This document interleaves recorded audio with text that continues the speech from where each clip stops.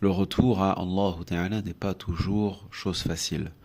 Forcément, au début, quand on se convertit à l'islam, on idéalise beaucoup, et c'est bien, c'est une très bonne chose, effectivement, on est de retour dans la foi authentique, on est de retour vers l'ordre naturel, vers le tawhid, le monothéisme pur, vers Dieu l'unique, et vers ses prophètes et ses messagers authentiques tels qu'ils sont décrits dans le Coran, alayhim salam. Bon.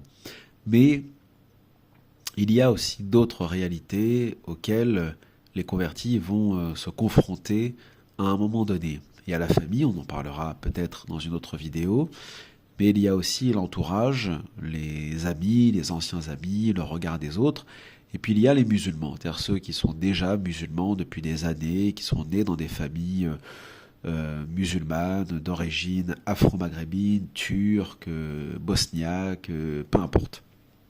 Alors nous sommes en France et en Europe, la majorité des musulmans que vous allez côtoyer sont d'origine afro-maghrébine. Bon. Et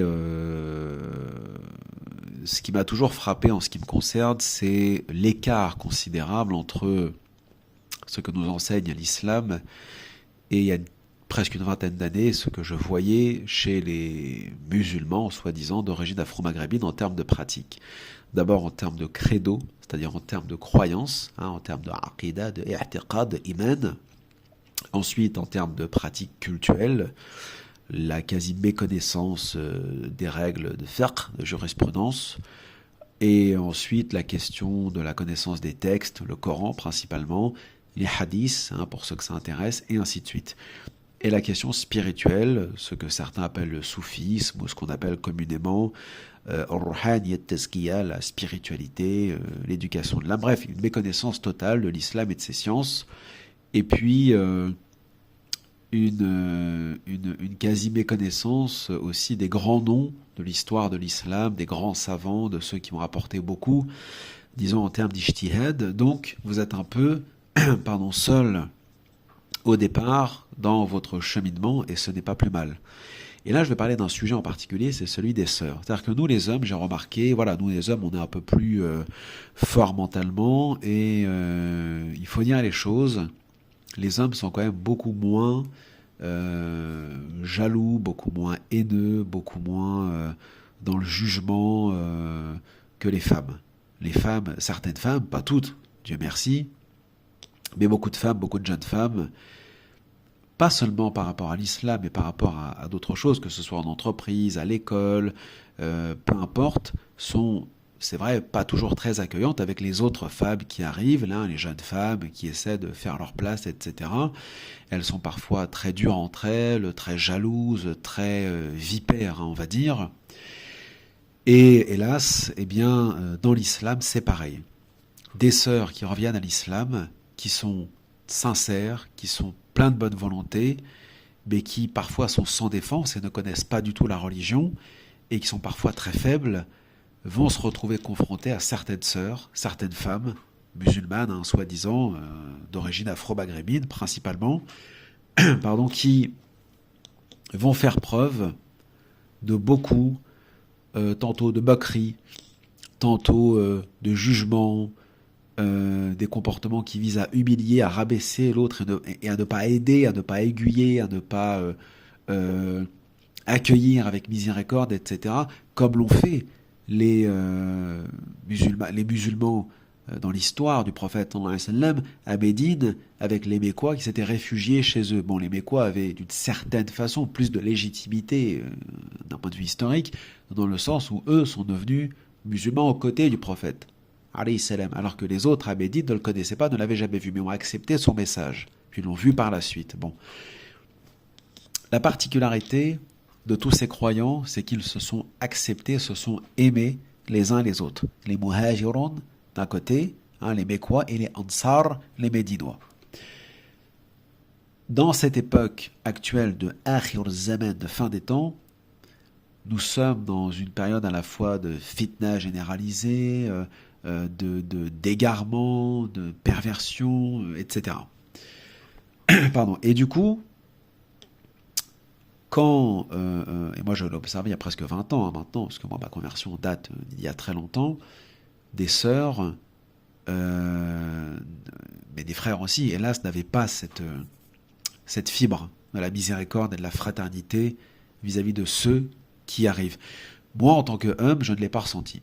Je ne l'ai pas ressenti, du moins, tant que j'avais pas de science. Une fois que j'ai commencé à acquérir une certaine connaissance de l'islam et de la science, là, effectivement, j'ai ressenti un peu, mais pas non plus comme les femmes peuvent le ressentir, de jalousie de la part d'hommes nés dans des familles musulmanes ou d'origine afro-maghrébine qui ne voulaient pas voir un Européen venir leur enseigner l'islam dans une mosquée, pardon, un centre islamique ou autre. Voilà, pour eux c'était impensable. Non, mais qu'est-ce que ça veut dire lui c'est un converti. Parce que dans leur esprit, un converti, c'est pas un vrai musulman.